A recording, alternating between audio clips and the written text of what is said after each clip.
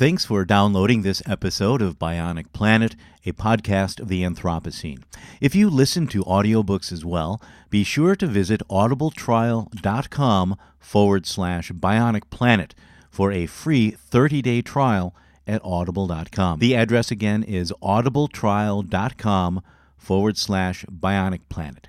And that's Bionic Planet without dots, dashes, or spaces, as opposed to my website, which is bionic-planet.com. Well, I'm afraid we'll have to call the garage, Mrs. Olson. Oh, thank you so much. I hate to be such a bother. No bother at all. Well, while we're all waiting, I'll make some coffee. Don't you think she's got enough trouble? Oh, I wish I could make coffee he likes. According to legend, a goat herd named Khalid started the whole thing around 750 A.D. He was herding his goats through the misty, mountainous forests of Kaffa at the eastern edge of the Kingdom of Abyssinia when they began devouring the red berries for which the region is named. The more they ate, the more rambunctious they became.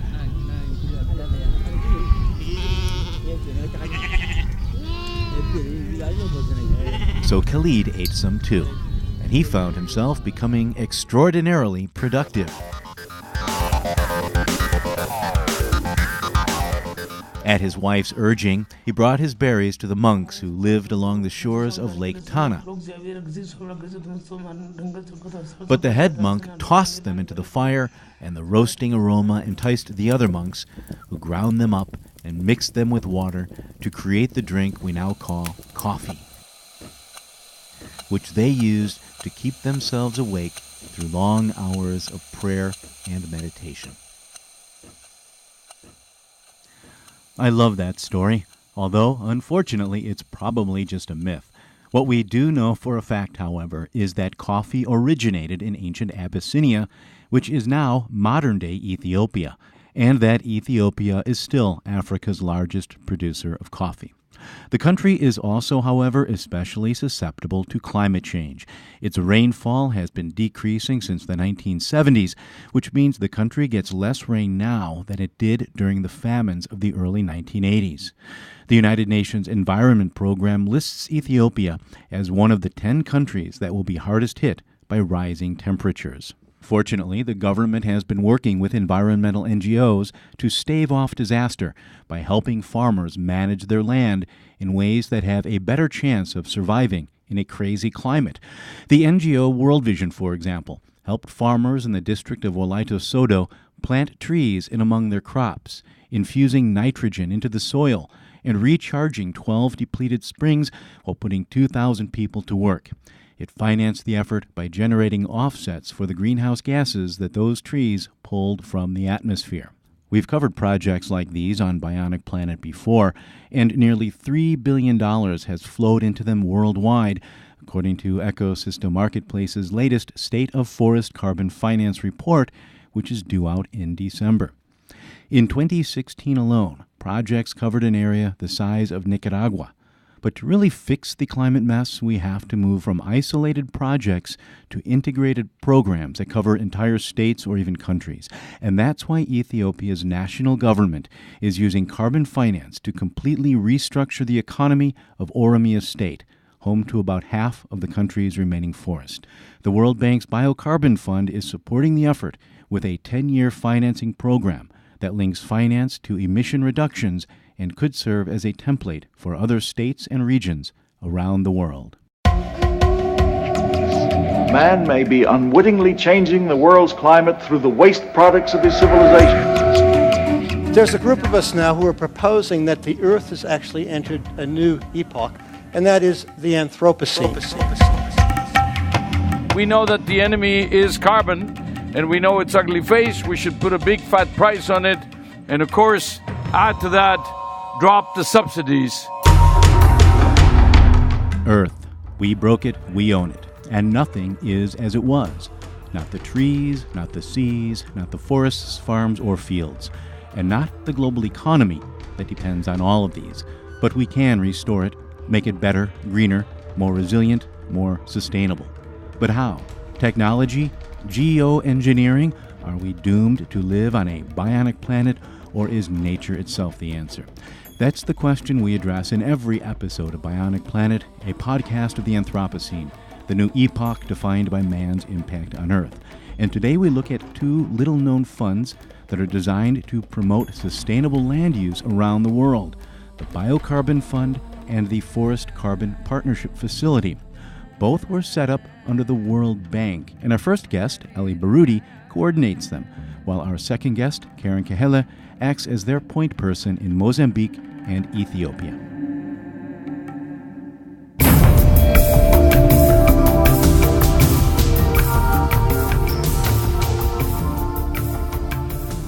Climate finance can be incredibly confusing, especially if you don't know the history behind this stuff. So we're starting today's show back in 2004, the year before the Kyoto Protocol came into effect.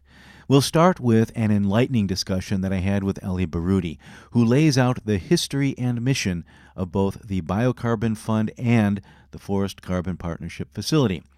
Then we cut to Karen Kahele, who will take some of the concepts that Ellie explains and show us how they are being applied in Ethiopia. Then we come back to Ellie, who will talk a bit more about where we go from here. Before jumping into my conversation with Ellie, let me take you back to 2004.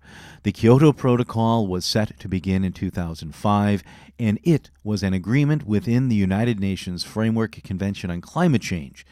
Its main financing vehicle was something called the Clean Development Mechanism, or CDM, which made it possible for companies in rich countries to reduce their carbon footprints by paying for wind farms or solar energy projects in poor countries. CDM projects could also generate offsets by restoring forests, which absorb massive amounts of carbon dioxide. But the issue of using forests to offset industrial emissions was a contentious one. So offsets generated through afforestation, reforestation, which is the technical term for planting or restoring forests, would expire after a few years. As a result, very few companies were buying them. But even beyond forest offsets, the CDM was something completely new, and countries asked the World Bank to help them test it so that they could better understand what works and what doesn't. In 2004, a number of governments asked the bank, not just for land use, but all sectors, energy, transport. This is a new area, it's a high-risk area, we don't know how these mechanisms work, can you help us pilot? And so basically the World Bank set up a whole number of carbon finance trust funds that help to address the different sectors. And the one that we set up to work on land use was the BioCarbon Fund. And it was really done to help developing countries. So we looked very much at the Clean Development Mechanism, at the Kyoto Protocol. So those were the first, if you like, rules in the international sphere that we ever had to work with. But in the land use negotiations, we were very limited by what we could do. And the rules under the Clean Development Mechanism only allowed for reforestation and afforestation. So we ended up with a fund that really looked at addressing a very specific piece of land use rehabilitation, if you like.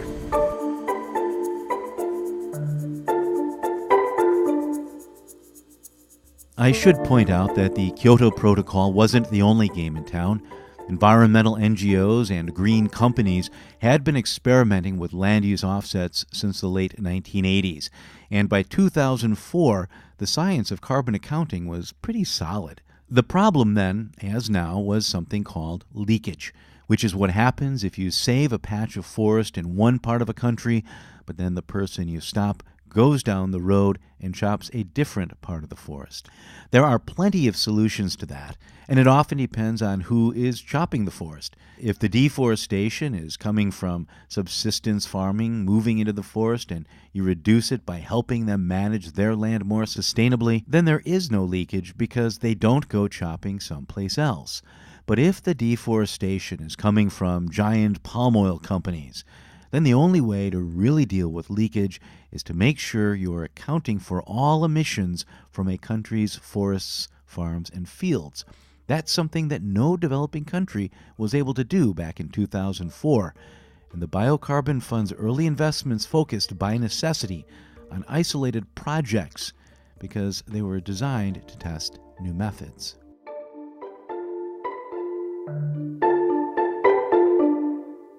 They were small. On average, we had something like 5 to 20,000 hectares of reforestation per project. I mean, I think that's probably the scale that we managed. And across a portfolio of activities, it still didn't add up to a huge amount. But it was extremely valuable in helping us understand a few things. How you can generate an asset from this kind of work. So how do you get a ton of CO2? How do you translate the work you're doing on the ground into a ton of CO2? What makes these projects function? What hinders them? And there we also learned that you can't really address climate only through reforestation.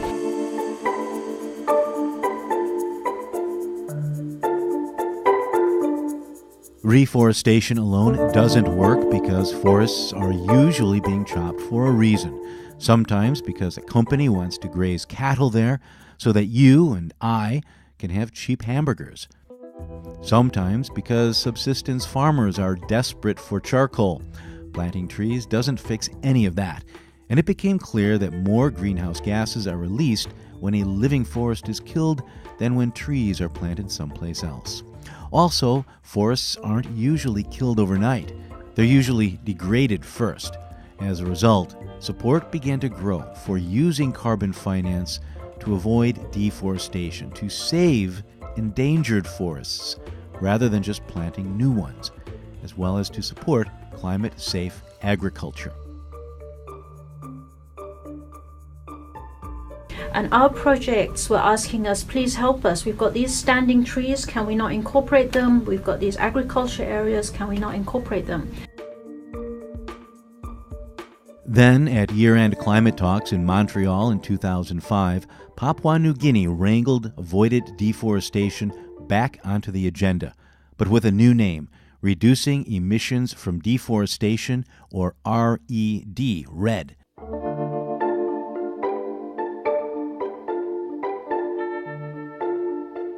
The focus wasn't just planting trees, but actively slowing deforestation.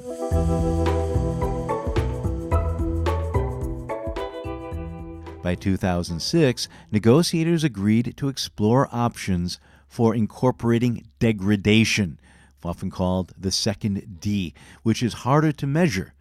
So RED became RED, but it went from RED to REDD.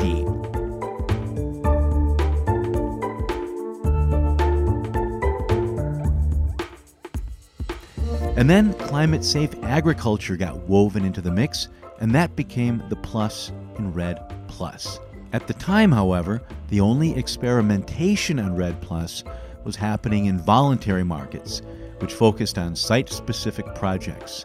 To establish rules for developing RED+ under the United Nations, countries needed to test it at a larger scale.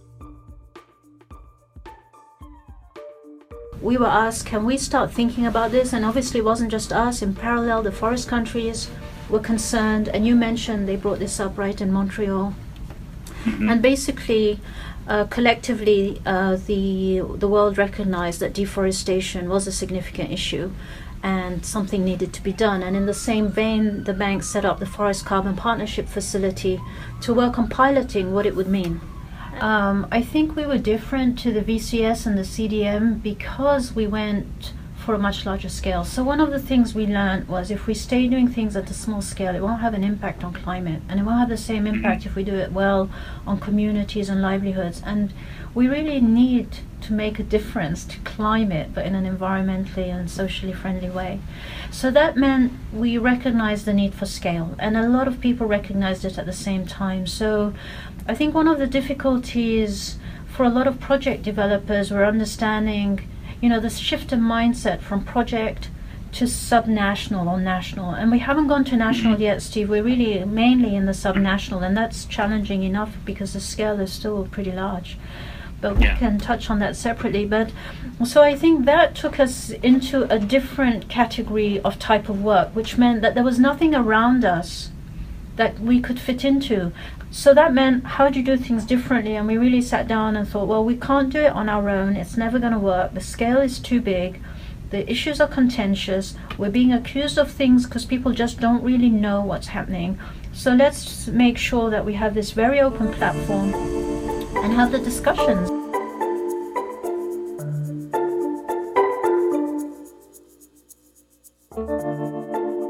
As with the BioCarbon Fund, the Forest Carbon Partnership Facility, or Fcpf, would be a fund that puts money into forest carbon initiatives.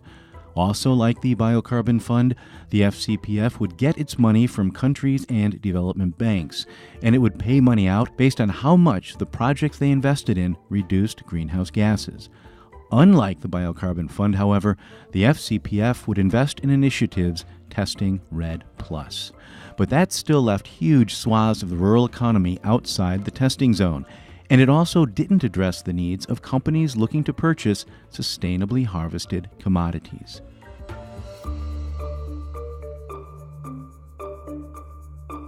And then more recently, we did set up one more fund, which is the Initiative for Sustainable Forest Landscapes. And it's part of the BioCarbon Fund family. But there we're looking at how do you bring in land areas that aren't classified as forests. So what you do with agriculture areas, what you do with wetlands, what you do with grasslands. Can you do something that's a little bit more comprehensive? You know, it's interesting for me to see the evolution of the financing streams. And I'm not sure the degree to which it's an evolution of my understanding or it's an evolution of the streams themselves. But when you first announced the ISFL, that was in Warsaw at the climate talks, was the first I heard of that. And that was where the money for the actual payments for performance would eventually be coming from the governments of, I think it was UK and Norway. And then maybe, and I think Germany had some in there as well. I don't remember. But it was government to government payments based on the emission reduction, based on whether they managed to slow deforestation and relative to the baseline enough that the emissions would be reduced. But then when the private sector started talking about their involvement, it was companies like Unilever coming in with offtake agreements, and they were saying, okay, if you guys can actually implement sustainable agriculture programs, we will come in and we will guarantee to purchase from this area. Was that the first time that was done, or was that just the first time I noticed it? How do these big supply chain drivers start to weave into all of the carbon finance that you guys are working with? To answer that question, I have to go back a little bit in time also. Okay. So when we set up the original BioCarbon Fund, we had a mix of buyers. We had government buyers and we had a number of private sector companies that were buyers. So basically our involvement with the private sector was we deliver to them tons of CO2.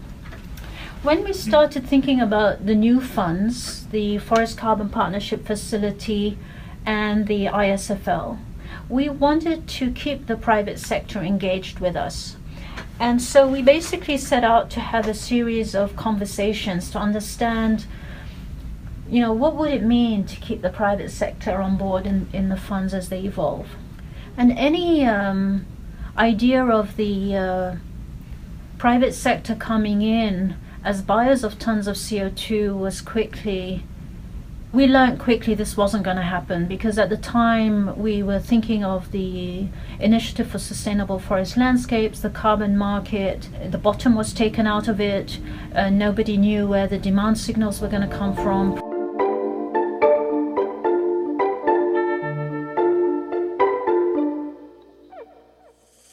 So, to summarize, in 2004, the World Bank creates the BioCarbon Fund to test financing mechanisms for restoring forests under the Kyoto Protocol. Then, in 2008, they set up the Forest Carbon Partnership Facility, or Fcpf, to test REDD+. And the Fcpf had two funds of its own, the Readiness Fund and the Carbon Fund.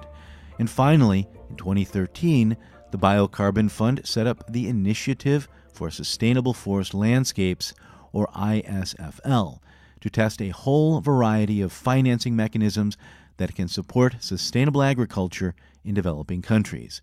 They said from the start that the ISFL would begin with between 4 and 6 jurisdictions around the world, and that Ethiopia's Oromia state would be one of them. In our next segment, we'll see how that initiative is playing out. But first, one more thing we need to clarify. Both the Fcpf and the ISFL are built on a two-phased model, with a readiness phase and a payments for performance phase. That's why the Fcpf has two distinct funds. The Readiness Fund helps countries develop the tools needed to measure carbon flows and stocks across an entire jurisdiction, meaning they have to be able to monitor, report, and verify the ways their actions impact the amount of greenhouse gases flowing into and out of these land systems. Only after that phase is finished does the Carbon Fund step in, and they make payments based on emission reductions that have gone through that monitoring, reporting, and verification, or MRV process. But of course, it's more complicated than that. We recognized that it was really important to have a pot of money that was going to help countries get the foundations in place that they need. And so we set up the Readiness Fund that was giving grant funding to countries to help them with those building blocks. And collectively, the fund governance structure decided what those building blocks would be. So what are the institutions that are leading on these programs? How are they consulting with all the stakeholders that are involved in these areas and in the land use sector? Are there going to be needs for MRV and etc.? What are they going to be? And if you do want to address your drivers, what are they? And how are you going to address them? And you're going to need blueprints, and every blueprint is going to be different for every country. So that's where the idea came out, to have this readiness fund, this technical assistance money to help countries put together what we call the RED strategies, which help to define where they want to go. And then in parallel to that, we also, it was actually a few years later, we set up the Carbon Fund, because the whole idea is to provide incentives to get countries to that end point where they've undertaken the different investments needed, or the changes in behavior needed, or the different practices needed in order to get good economic growth, but with a low footprint. It does start to become technical, because if you want to think about the next step of the program, you need to think about, okay, these are my high priority jurisdictions in a country, and most strategies identify their top jurisdictions where they want to address issues. I mean, this was very much the case, for example, in Ethiopia, where a national RED strategy was done, and they identified, for example, that Oromia was a really critical piece of the puzzle. It was an important area. It's where their forests were. It's where they were getting a lot of deforestation, so the focus was going to be on Oromia.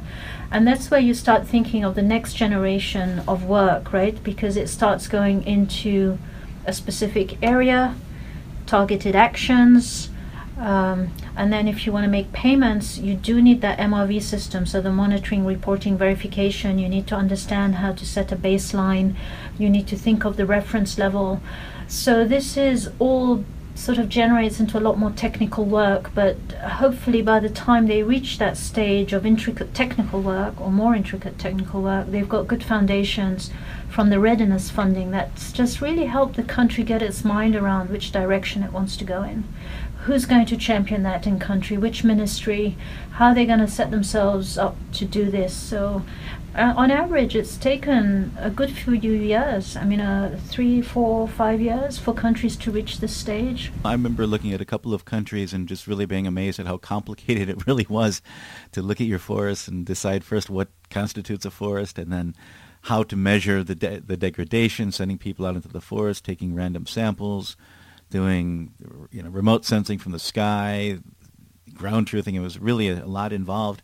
And now, so these countries, they sit down, they decide they want to join, they get the readiness funding, then they put together their national strategies, they submit those, and at some point they've got everything up to speed, and then they're able to receive payments for performance.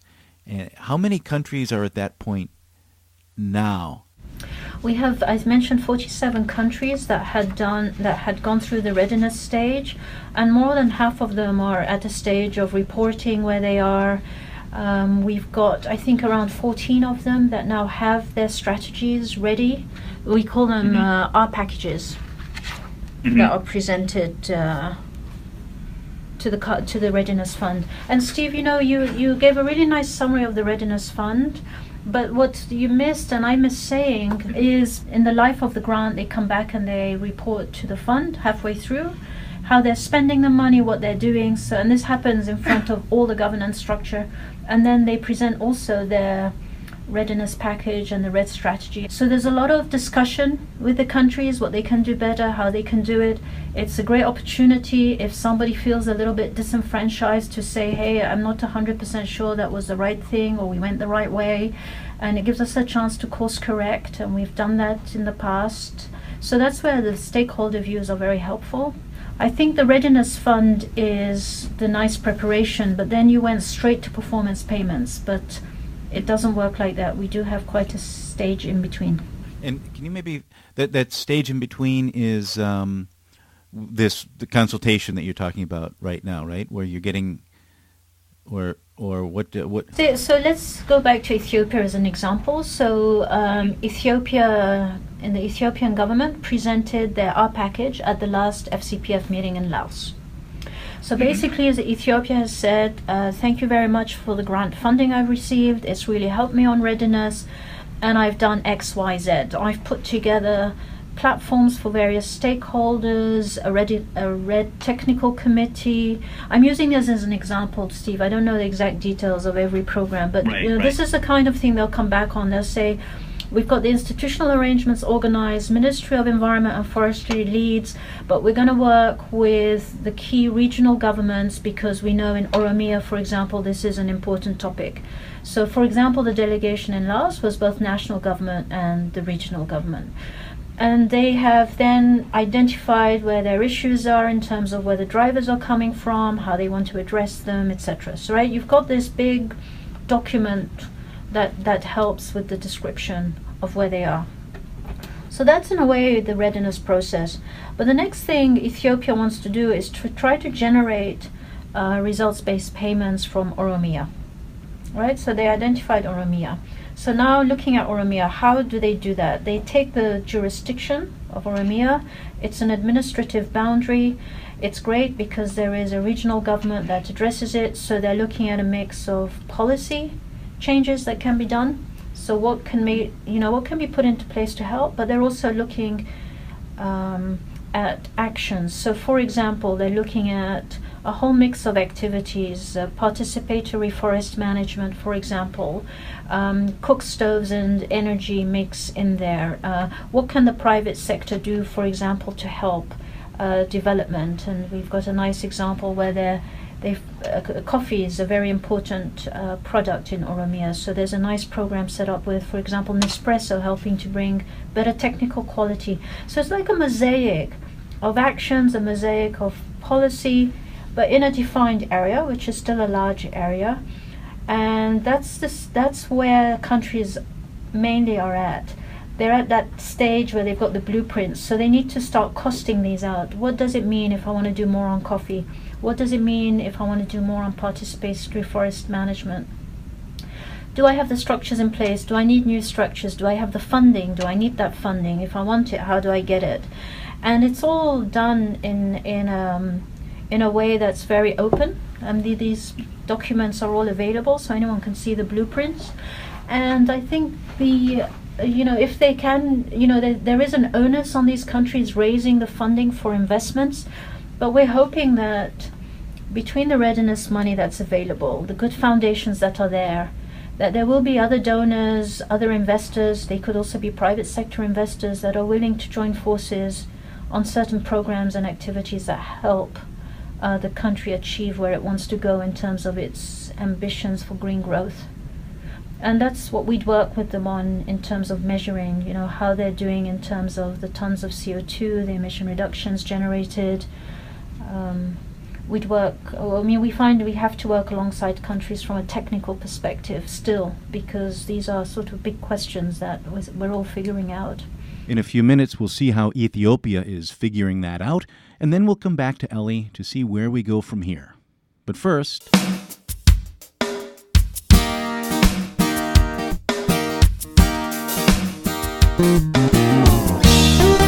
these financing flows are critical to fixing the climate mess. But you can help too. How?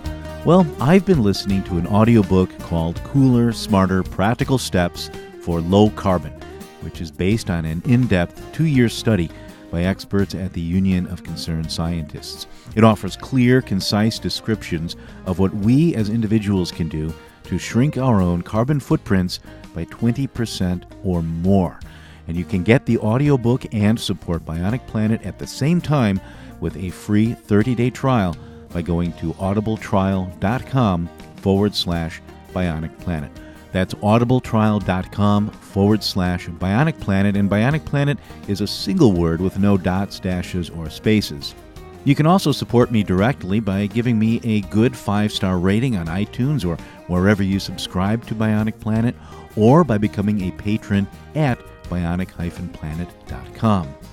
I've set the patronage page up so that you can support me per episode, but with a monthly cap. So if you think $5 per month is good for a 5-episode month, you can pledge $1 per episode, but with a $5 monthly cap. That way, if I don't manage to generate 5 episodes in a month, you're not paying for something you didn't get. And if I go nuts and deliver 20 episodes one month, you won't get whacked either. By the same token, you can offer $5 per episode, or 10, or 50, or whatever.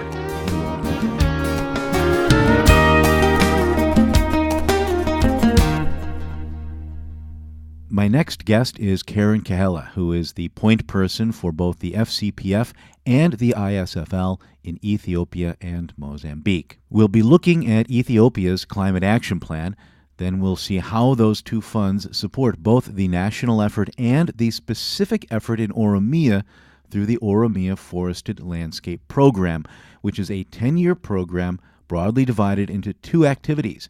One is a cluster of mobilization grants totaling $18 million for specific activities, and the other is results-based finance that will flow in the form of payments for emission reductions of up to 10 million tons of carbon dioxide. What's interesting to me is how this all fits together. Ethiopia tapped the Fcpf Readiness Fund to become RED Ready, and now the ISFL program is building on that process to support sustainable agriculture across the state of Oromia. A quick warning on the audio: there was a glitch in the recording software that leaves some little blips and skips when Karen speaks, so it sounds like an old record instead of a new digital recording. But I think you can figure out what she's saying, and it might even force you to pay closer attention.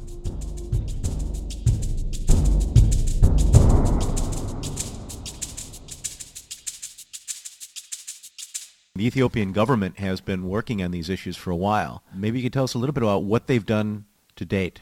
Okay. So the Ethiopia government, they have very big ambitions in the forest sector or in the climate arena. For a couple of years, they have created and launched what is called the Climate Resilient Green Economy Strategy, which they really, with this strategy, they plan to be climate neutral by 2025 and also really reduce poverty in the country. They also have like big targets to by 2020 to be able to reforestate or to plant 5 million hectares of forest in the whole country. And as a long-term target, by 2030, they want to plant 22 million hectares of forest.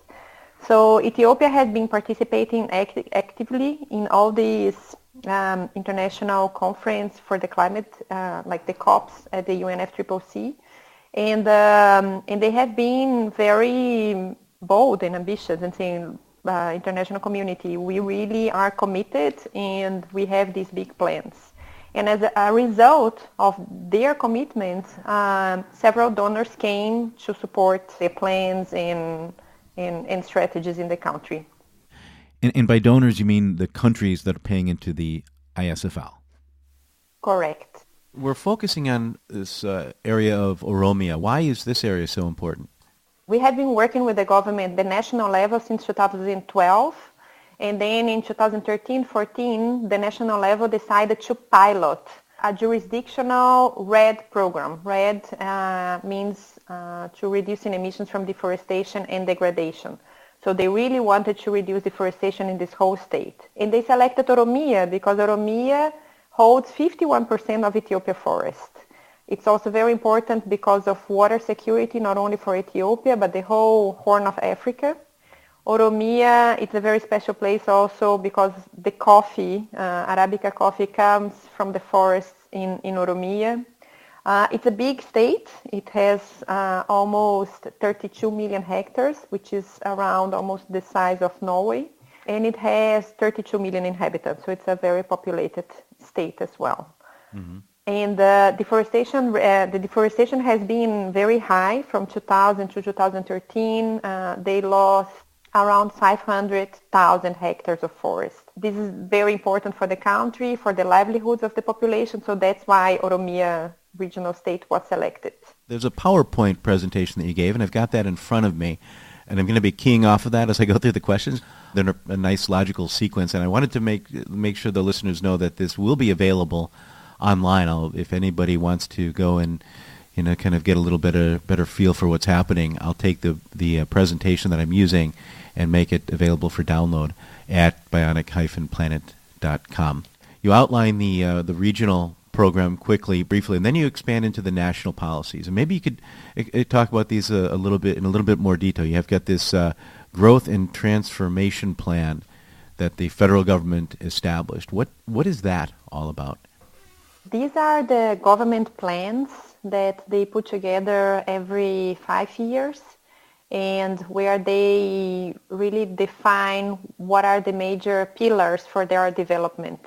How to reduce poverty. Ethiopia is one of the poorest countries in the world, and how to create opportunities in the rural area, how to expand agricultural productivity, and also how to work with the forest communities and how to reduce deforestation in general.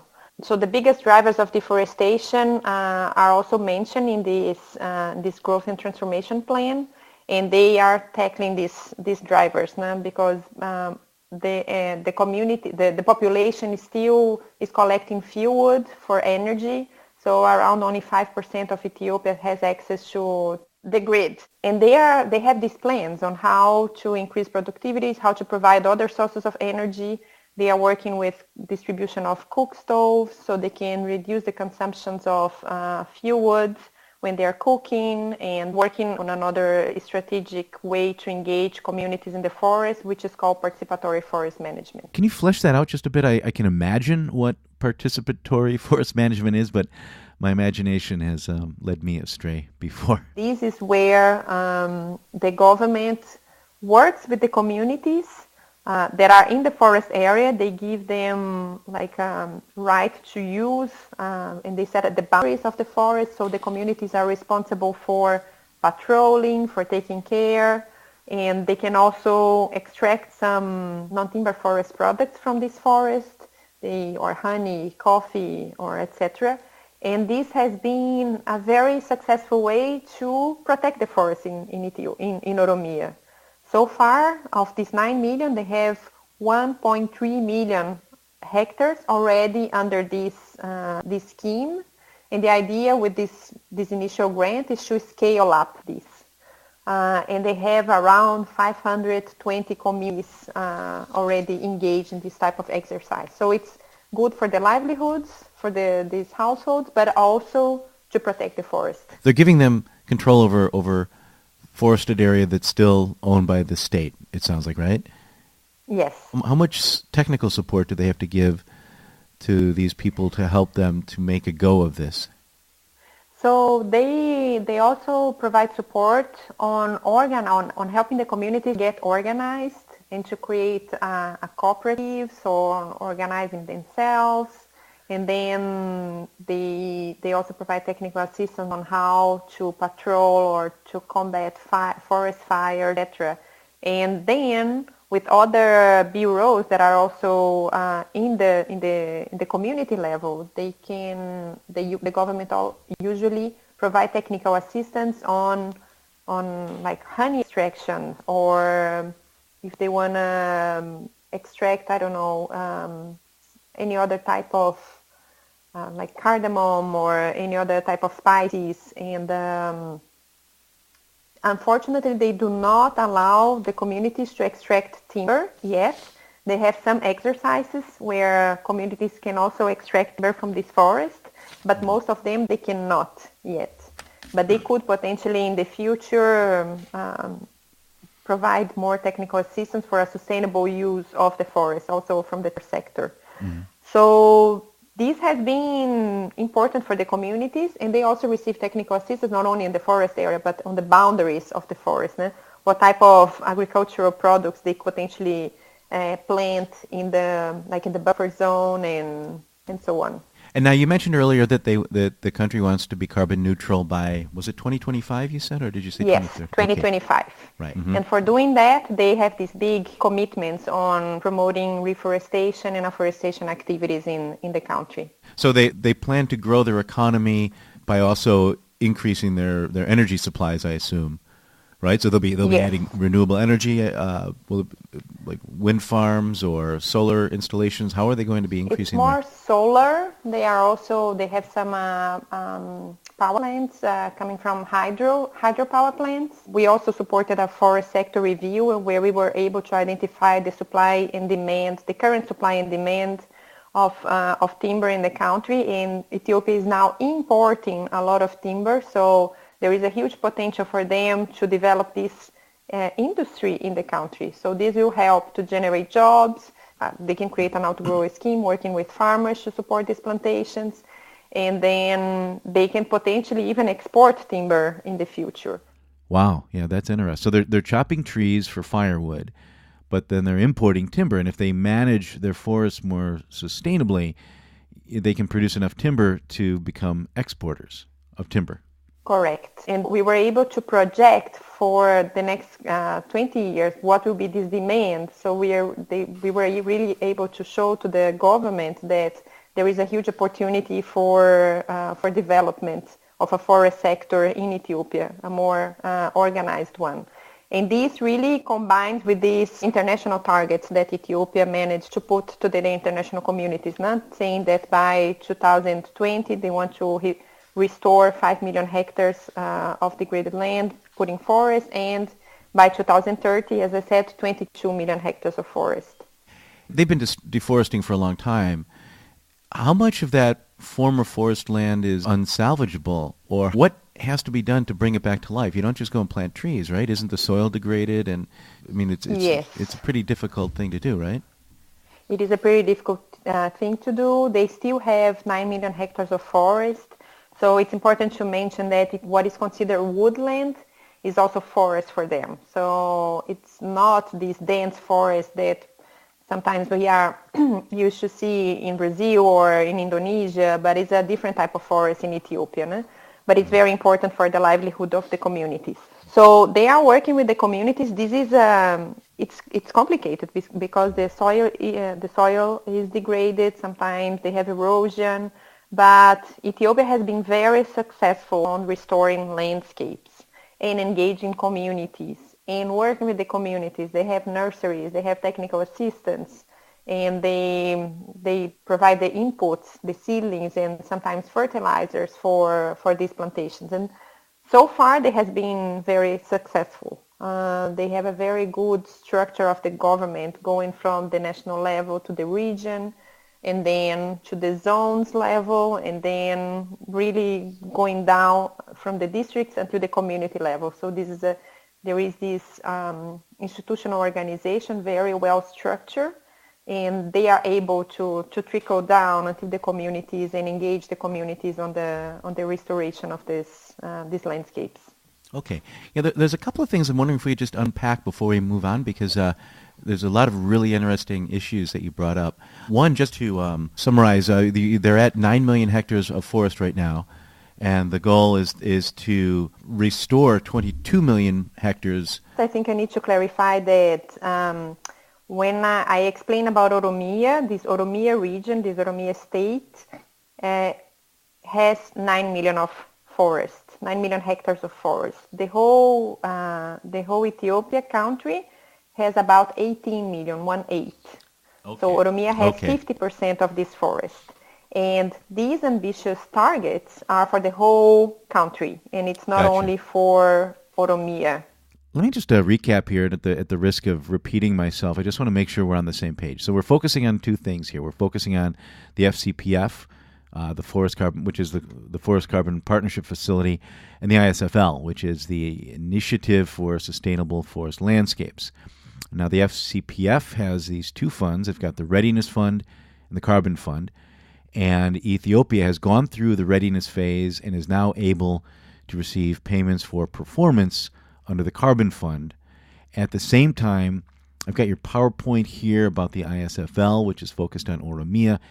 And in this document, which I'll make available for download, by the way, at bionic-planet.com, that's bionic-planet.com, you're describing three components to the ISFL part. Components 1 and 2 add up to a cluster of enabling efforts, these mobilization grants.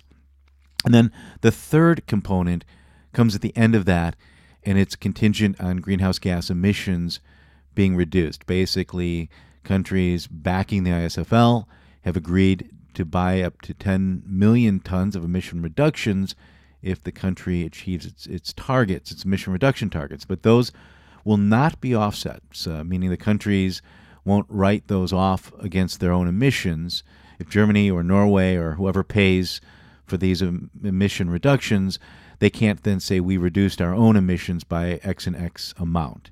They're payments for performance, but not offsets. And before we move on, can you maybe reiterate what you mean by red readiness? I use that term a lot, but I spoke to Ellie right before I spoke to you, and she corrected me on my use. And I want to be sure we're on the same page. When I know it goes beyond just being able to measure the carbon flowing into and out of your forests. And I wonder if you could just elaborate on what else you see is involved in red readiness.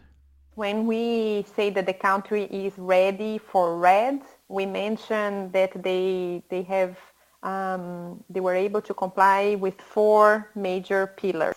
The first one is developing a national red strategy. The second one is putting in place or having a lot of consultations with the local communities, with the regional level and national level, with all relevant stakeholders on this national strategy, and also preparing some safeguards instruments in case they want to really implement things on the ground.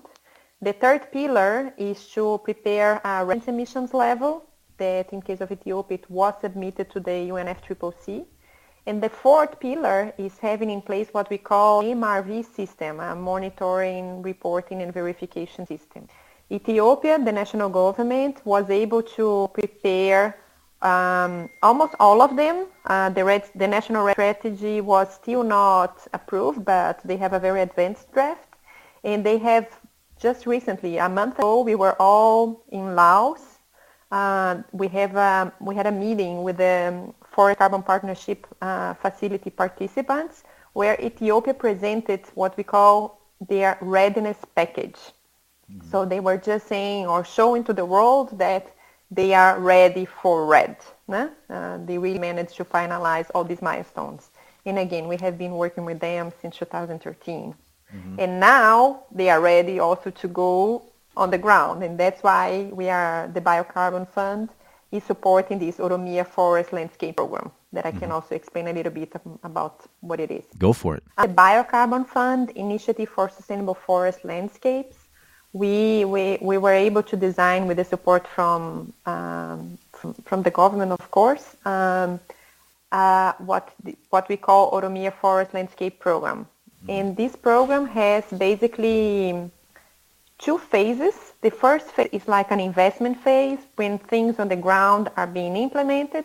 And the second phase is where we will pay emissions reductions that are generated from this program, this jurisdictional program. So just as the Fcpf has 2 funds, the ISFL has 2 phases. Exactly. So we are right now on this investment phase, and we have been supporting them. And this has like basically 2 components. One component is more focused on the enabling environment, and the other is working on investments on the ground. Mm-hmm. So maybe I can start explaining a little bit what we are doing with them. Yes. On the enabling environment, I mentioned the first set of activities is like working with the government on creating like a platform. This Oromia program, this is a big state, a big area, and the state has like these big commitments. Is creating like a coordination platform where they can invite all the relevant stakeholders that are implementing activities in the energy sector, forest sector, in the agriculture sector, all relevant to forest, in Oromia to talk and to coordinate their activities. They are also looking to ways where they can expand or try to bring more private sector investments. And for this, they are first trying to do some analytics to understand what are the major barriers for private sector investment. And then the second component is more investments on the ground. So we are helping them to finalize a land use planning. We are helping them to implement afforestation and reforestation activities, and also working on participatory forest management. And now you're going out into these waredas and trying to identify the ones that are most vulnerable. What exactly is a wareda? Wareda is the district. Mm-hmm. So Oromia is divided in regions. Oromia is one region, and then they are divided in zones. Oromia has like 20 administrative zones, and then instead of having districts, they do have what is called wareda. And under wareda, when you get to the community level, then it's called kebele. Mm-hmm. So they really have this structure. Okay. So we've got this $18 million mobilization grant that will come in, and that will work for about 5 years. And then you need to start getting the private sector finance involved. And there's a couple of ways you're doing that. You've got the reference here to you're working with Nespresso, I guess. You said that they won't be able to do timber harvesting yet because there's not enough timber to harvest. The trees have to grow first, right? Mm-hmm. But you are working. There is a project where Nespresso has gotten involved to help support the creation of climate-friendly coffee, right? Is that? Yes, this is a very successful, I think, result from this project. We were able to create a partnership with Nespresso, but it was not only the BioCarbon Fund, but we also had IFC, the International Finance Corporation, which is the World Bank that works with the private sector. So IFC had this engagement with Nespresso, and then the BioCarbon Fund also came with part of the grant. So Nespresso, with the support of an NGO, which is called TechnoServe, is implementing things on the ground in part of Oromia.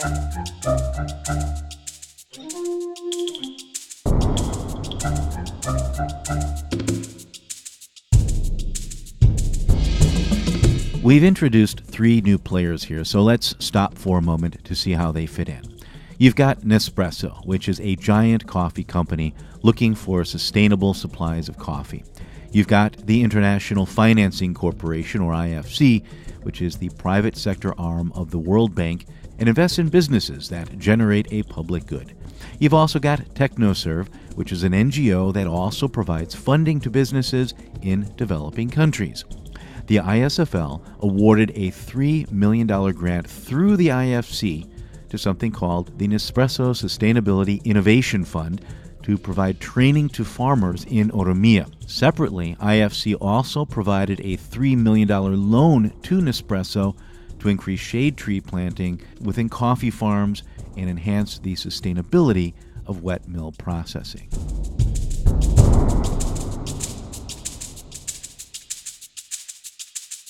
This project just started, but so far they had 17,000 holders farmers trained on sustainable coffee production. And it's very relevant also that 34% of this is women. So Ethiopia, it's very important to bring also women to the scenario. No?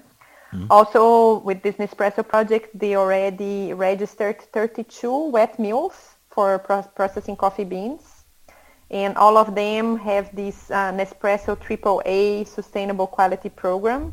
They are registered and they are able now to sell to Nespresso. And also they were able to plant shade trees on the coffee plantation. Mm-hmm. So this also helps to increase the quality of the coffee. This is very successful, and we are really, so part of this grant of the BioCarbon Fund is also to help them to identify other partnerships like this, which is very successful, bringing the private sector to the landscape that help them to achieve their very ambitious goals of reducing deforestation. Okay. So you've got the coffee growing, then you've got the shade trees, which help, again, coffee, like cocoa, is one of these trees that grows better in the shade of other trees. And then I assume that the shade trees will be factored into the carbon equation eventually? Is Yes. Is there enough? Okay. Exactly. Okay. And now what? And this is a technology that maybe they can replicate. So the idea is to show that this is very, like these technical assistance that Nespresso and TechnoServe are providing to the farmers, it's very successful. So maybe Nespresso can scale up, or other coffee companies can also come and have a use of this type of coffee. As I mentioned, coffee grows originally in this Ethiopia forest, no? So it's very important to protect the forest and also to engage the farmers on coffee production. The financing is partly contingent on this whole process, turning the land systems into a better carbon sink, and that's the second part. How does that work? We hope that all of these activities implemented on the ground will be able to generate emissions reductions, which is we will be able to contribute to reduce deforestation in Oromia, or not only deforestation, but also to reduce greenhouse gases emissions coming from other sectors. And then the BioCarbon Fund will pay for these emissions reductions. So the idea is that we will pay for around 10 million ERs, or 10 million tons of carbon equivalent. Mm-hmm. And then this will be distributed according to a benefit sharing to the communities or to relevant stakeholders in the region that are contributing, that are making an effort to generate these emissions reduction. So now you've got all these flows coming in here. You've got private sector money coming in for the agriculture programs themselves, and then you have this carbon component where, by looking at everything that you're doing, you're expecting, okay, through all of these interventions, we can make sure that this landscape captures at least 10 million tons of carbon, and if we achieve that, then additional funding will go directly to the communities. Exactly. I get confused with all these different agencies. You've got the BioCarbon Fund. Can you just summarize again? I know we said it, but maybe restate again which organization is responsible for which funding flowing into this area and how? Yes, we started working at the national level with the Forest Carbon Partnership Facility. But when we came to the state level, we started to work with the BioCarbon Fund, and they have this, it's called BioCarbon Fund ISFL, which is BioCarbon Fund Initiative for Sustainable Forest Landscapes. And this facility has provided this grant of $18 million that will go for 5 years. And the same facility, the BioCarbon Fund ISFL, it's committing, or has made this commitment with the government of Ethiopia to buy up to 10 million tons of CO2 equivalent for a period of 10 years from the Oromia region. Mm-hmm. And then this will be distributed to relevant stakeholders, not only communities, but also all the stakeholders that are relevant or that are making an effort to reduce emissions reductions in this landscape. That's Karen Kahele of the World Bank explaining how the BioCarbon Fund and the Forest Carbon Partnership Facility work in Ethiopia. I'll be back in a few minutes for some closing thoughts from Eli Baruti. But first, I love podcasts, listening to them, and even creating them, which forces me to think of this really wonky stuff in clear and simple terms, which I hope is helping you to understand these fascinating and important but often complex issues. Good books will do the same, and one of my favorite writers on this subject is Bill McKibben. He's got a new book called Oil and Honey, The Education of an Unlikely Activist, which compares the building of a movement towards sustainable agriculture to the raising of one year's honey crop.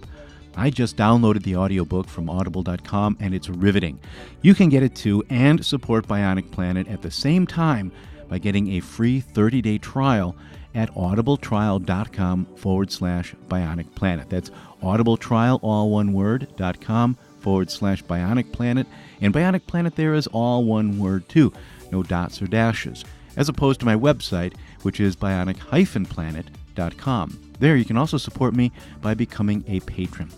I've set the patronage page up so that you can support me per episode, but with a monthly cap. So if you think $5 per month is good for a 5-episode month, you can pledge $1 per episode, but with a $5 monthly cap. That way, if I don't manage to generate 5 episodes in a month, you're not paying for something you didn't get. And if I go nuts and deliver 20 episodes one month, you won't get whacked either. By the same token, you can offer $5 per episode, or 10 or 50 or whatever. Now back to the remaining part of my interview with Ellie Baroudi, who coordinates both the BioCarbon Fund and the Forest Carbon Partnership Facility.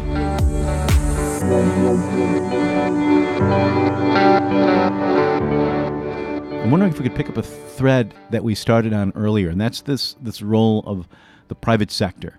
As editor of Ecosystem Marketplace, I tended to focus in the early years on voluntary projects where the private sector would always come in as buyers of offsets, to reduce their own footprints. But we always knew that the real drivers of deforestation are big agribusinesses that are sourcing their products from places where they're chopping forest to grow soy, graze cattle, or plant these oil palm plantations. So we did have these other movements to get big companies like McDonald's to stop buying from those areas.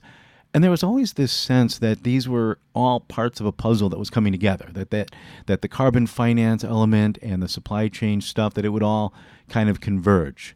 But we didn't really know how. And then I was in Warsaw when you guys announced the formation of the ISFL. And it was a real epiphany to me, because what I found interesting, the carbon payments were government to government. There was no private sector carbon finance coming into this. And the private sector was coming in with these offtake agreements, basically committing to source their products from regions that reached certain degrees of sustainability. And we've since seen this model taking place in other areas. I did an episode last season on Dannon's efforts in Kenya, where they were using private sector carbon finance, but the real private sector investment was in offtake agreements, agreeing to buy from farmers who participated in the program. I wonder if you could talk a little bit about how this whole convergence took place within the ISFL and why you didn't have any private sector carbon finance coming in to this effort. We basically learned that the private sector had been really impacted as a whole by what happened in the carbon market and became very sensitive. And there was no Paris Agreement, and we didn't know what was going to happen, blah, blah. Mm-hmm. But none of them told us we're not interested in the work you're doing. A lot of them told us we think this is really important. We recognize, and in our business models, climate is very critical. We're trying to understand the impact on our business from climate. So we recognize the private sector was willing to work with us, but it had to be in a different format. It wasn't going to be as buyers of tons of CO2.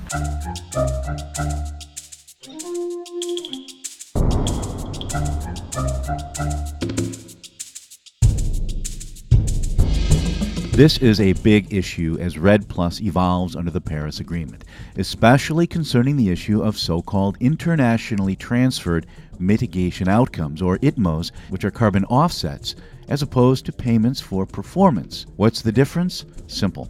If you transfer an emission reduction from one country to another, then the buying country gets to write that reduction off against its own emissions. The selling country sells that reduction in exchange for money. Now, the rules on this are still being written, but major forest countries like Brazil and Indonesia have signaled that they don't want their emission reductions being transferred abroad. Payments for performance, like the ones we saw in Ethiopia, do support conservation finance, and their amounts are determined by the greenhouse gases removed from the atmosphere. But the country making the payment isn't buying an offset, meaning they do not get to mark those emission reductions off on their own ledger. Carbon offsetting may then become primarily a domestic tool, meaning Brazilian companies can buy Brazilian offsets to reduce their own carbon footprints, and those reductions will also count towards Brazil's national emission targets. But if an American company wants to buy Brazilian offsets, those emission reductions will count towards Brazil's targets and not towards those of the United States. The rules are still being written, and the decisions will probably depend on the countries of origin. We'll come back to this in more detail in later episodes.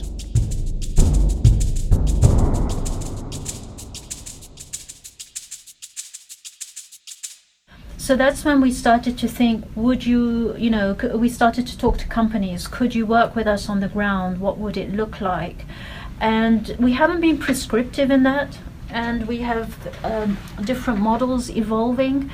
But it's so far, I think, been more on the agriculture side than anything else. And yet I think there's scope for energy, but we haven't yet really gone down that path far enough yet.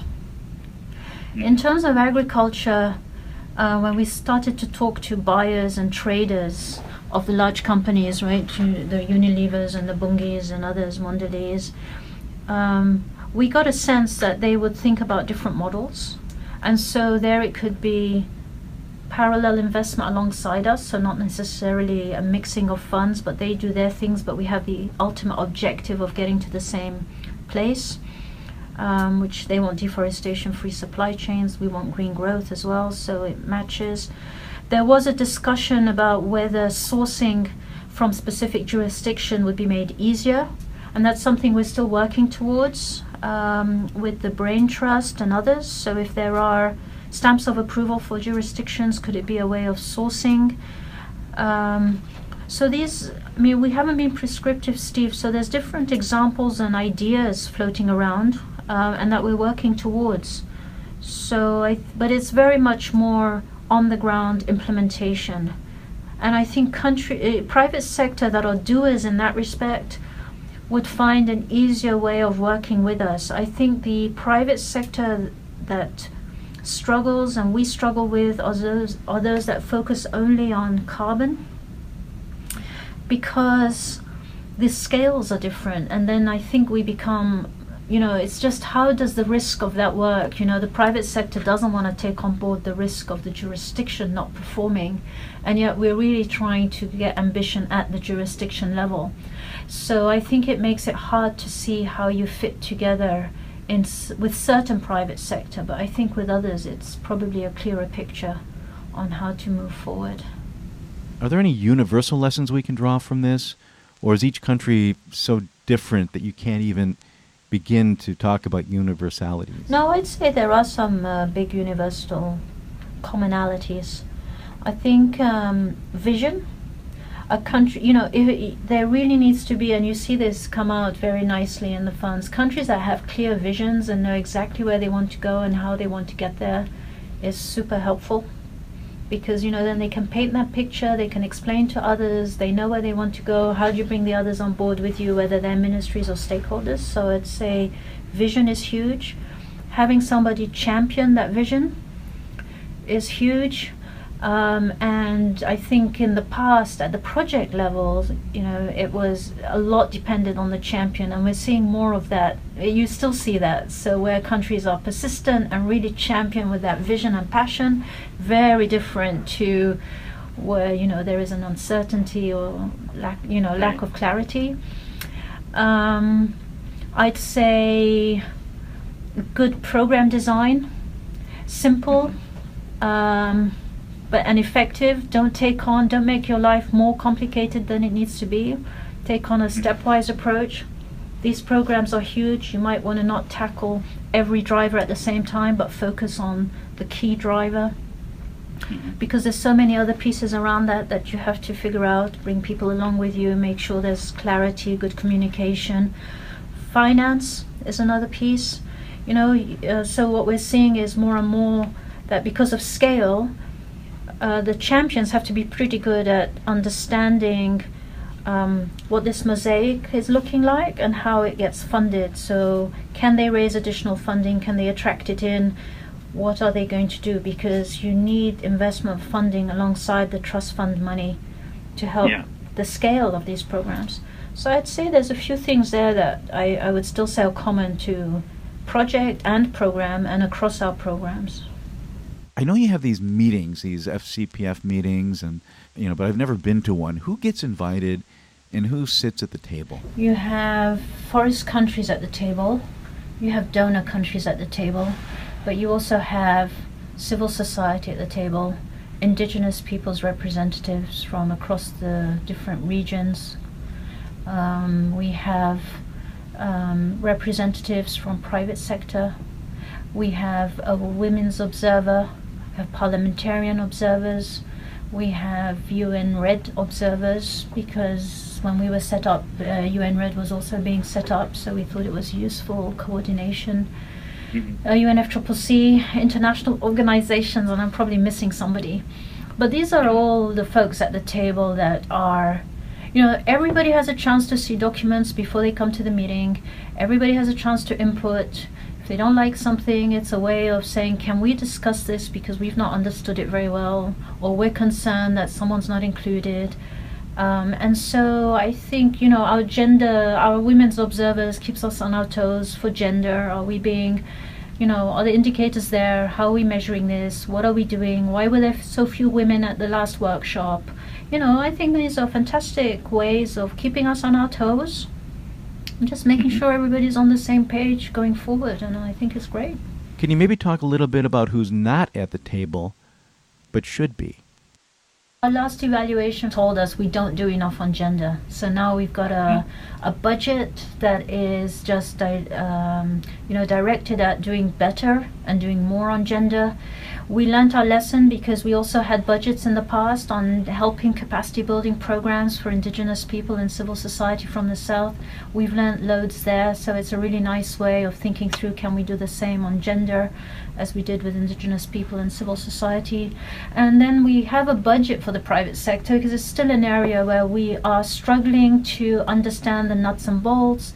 We don't speak the same language, we don't necessarily have the same timetables, but we also have the same ambitions. So how can we make sure we tie the different pieces together to get successful public and private partnerships? So I'd say, we could always, there's so much to speak about, but I think some of these pieces are important to help strengthen, I guess, the programs going forward.